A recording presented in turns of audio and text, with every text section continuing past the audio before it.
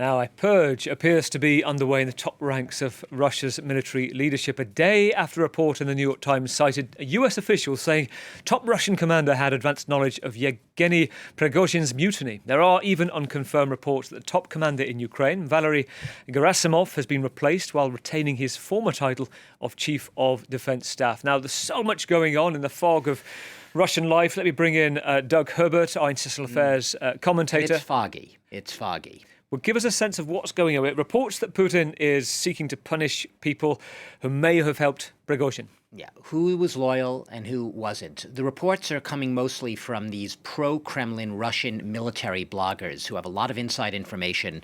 What they're basically saying is that Russian authorities, as we speak, are investigating military service members who had ties to Yevgeny Prigozhin, the failed mutineer, now in exile in Belarus.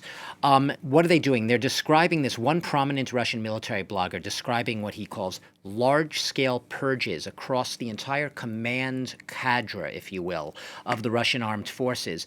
And essentially within the Russian Ministry of Defense, the ministry whose chief, Sergei Shoigu, Yevgeny Prigozhin, mounted his mutiny in order to oust.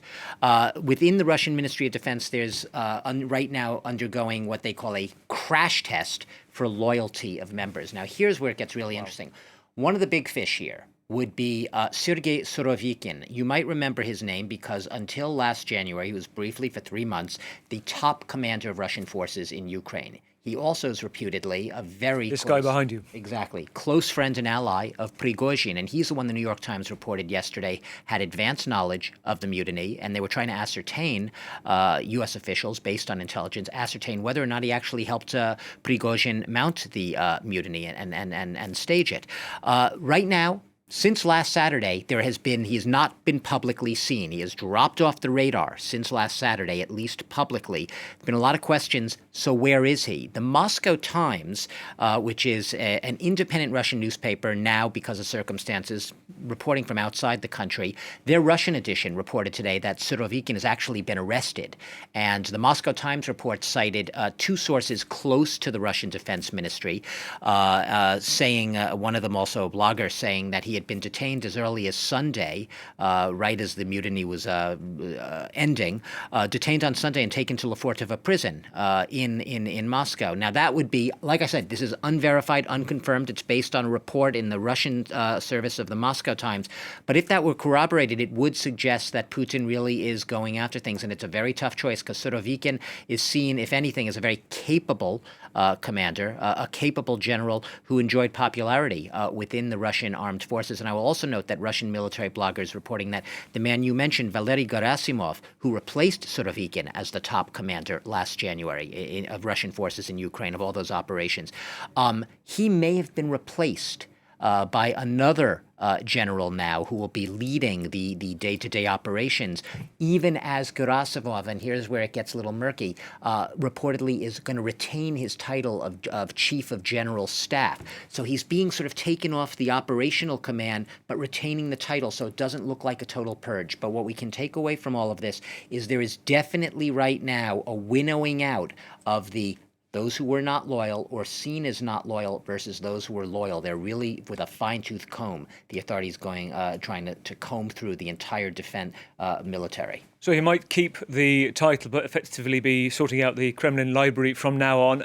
Interesting, fascinating piece in the Wall Street Journal suggesting that European sources citing this original mutiny was aimed of Prigozhin to actually capture both Shoigu and Gerasimov. Now, that takes us on to this point. It's kind of Putin's Frankenstein, if you will, a creation given license. What allies does he have? He has a lot of allies, if you're to believe a lot of the military bloggers in the reports. Look, his disdain for the Russian military leadership, notably Sergei Shoigu, the defense minister, and Valery Gerasimov, the head of operations in Ukraine, it was shared, if not always publicly or explicitly, because you just can't say these things out loud, within, reportedly, a lot of the Russian military leadership, which is why this purge is underway right now. So rooting out these people who might have allegiance to Prigozhin, even if they haven't really dared to come forward and say it, or people who perhaps remained silent, didn't raise their voices, said nothing during the mutiny, perhaps hoping that it would succeed, that Prigozhin would reach Moscow. Instead, he turned back.